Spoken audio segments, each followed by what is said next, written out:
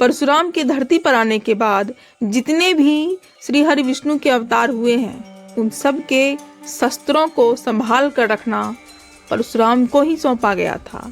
जब श्री हरि विष्णु राम नाम से एक बार जन्म ले चुके थे, तो उन्हें दोबारा श्री राम के रूप में क्यों जन्म लेना पड़ा?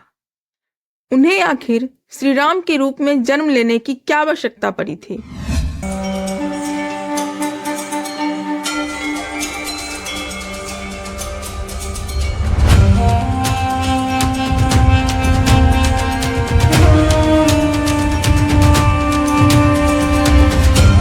श्री राम के विषय में हमें जानने के लिए चलना पड़ेगा वक्त के पीछे, यानी कि त्रेता काल के अंत के समय। जब त्रेता काल का अंतिम चरण चल रहा था, तभी श्री राम का जन्म हुआ था। चलते हैं उसी समय। श्री राम भारतीय संस्कृति के आधार स्तंभ माने जाते हैं। वे मर्यादा पुरुषोत्तम हैं। श्री राम के विषय में जानना और उनको समझना वाल्मीकि रामायण में भली भांति लिखा हुआ है।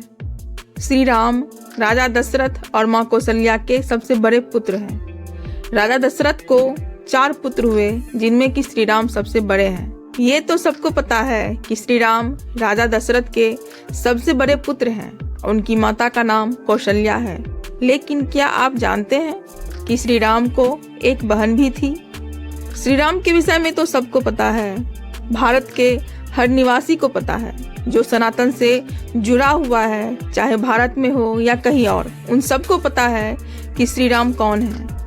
श्री राम वो महासागर हैं जिनके विषय में जितना बात करो उतना कम है। श्री राम अपने माता पिता को जितना सम्मान देते थे, अपनी पत्नी से भी उतना ही प्रेम करते थे। उन्होंने अपनी पत्नी के लिए उस ब्रह्मांड के राक्षस से भी लड़ लिया जो उनकी पत्नी को हर के ले गया था। उनसे ये सीख लेनी चाहिए कि जब आप किसी के प्रति समर्पित होते हैं तो किस तरह से होनी चाहिए। श्री राम एक आदर्श पुत्र, एक आदर्श पति और एक आदर्श राजा थे। श्री राम ने जिस तरह से विदेश नीति अपनाई वो कहने योग्य है। सिर्फ 2 लड़के, राम और लक्ष्मण, जिन्हें कुछ नहीं पता, वो चल दिए अपनी पत्नी को उस राक्षस से छुड़ाने के लिए, जिन्हें ये भी नहीं पता कि वो राक्षस कौन था और उनकी पत्नी को कहां ले गया। लेकिन राम और लक्ष्मण अपनी विदेश नीति के कारण सुग्रीव से मित्रता किए और उनसे मित्रता करने के बाद वानर सेना सहित लंका पर आक्रमण किया और फिर युद्ध लड़ा और युद्ध को जीता भी। ये यही सिखाता है, सच्चा विश्वास हो, दृढ़ निश्चय हो तो वो कुछ भी कर सकता है। जहाँ पुत्र की बात होती है, जब श्री राम को युवराज बनाया जाना था, उस वक्त उन्हें देश निकाला दे दिया गया और उन्होंने उस पर एक प्रश्न भी नहीं पूछा, क्योंकि देश निकाला उनकी माता ने दिया। उनकी माता कैकेयी ने दिया। भले ही वो उनकी अपनी माँ नहीं थी, लेकिन श्री राम उन्हें अपनी माता मानते थे, इसीलिए उन्होंने उनका आदेश स्वीकार किया और वो 14 साल के लिए वन चले गए ताकि उनकी माता और पिता की आज्ञा का पालन हो। यहाँ पर यह दिखता है कि श्री राम अपने माता पिता का कितना सम्मान करते हैं और उनके लिए वो कुछ भी कर सकते हैं।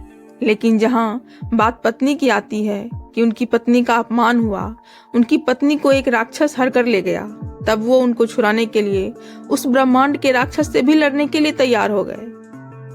कहने का मतलब ये है कि रामायण हमें ये सिखाता है कि हमें क्या क्या करना चाहिए और हमें कैसा बनना चाहिए। श्री राम का चरित्र हम सबको अपने जीवन में उतारना चाहिए, लेकिन ऐसा होता नहीं है। पूजा तो बहुत लोग करते हैं, लेकिन श्री राम के चरित्र को अपनाना सबके बस की बात नहीं। और बहुत कम लोग होते हैं जो उनके इस चरित्र पर चलने की प्रेरणा लेते हैं या कोशिश करते हैं। श्री राम भारतीय समाज के वो प्रेरणा स्रोत हैं जो हमें यह सिखाता है कि हर परिस्थिति में हमें धर्म का पालन करना चाहिए, अपने धर्म से हटना नहीं चाहिए।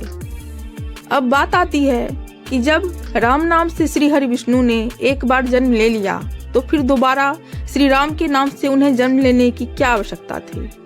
तो यहाँ पर यह बात है कि राम नाम से जन्म श्री हरि विष्णु ने अपने छठे अवतार परशुराम के रूप में लिया था। उनका नाम पहले राम ही था, लेकिन वो श्री हरि विष्णु के उग्र अवतार थे। उनका जन्म ही हुआ था संहार करने के लिए, और उनका जन्म एक और उद्देश्य के लिए हुआ था कि परशुराम के धरती पर आने के बाद जितने भी श्री हरि विष्णु के अवतार हुए हैं उन सब के शस्त्रों को संभाल कर रखना परशुराम को ही सौंपा गया था।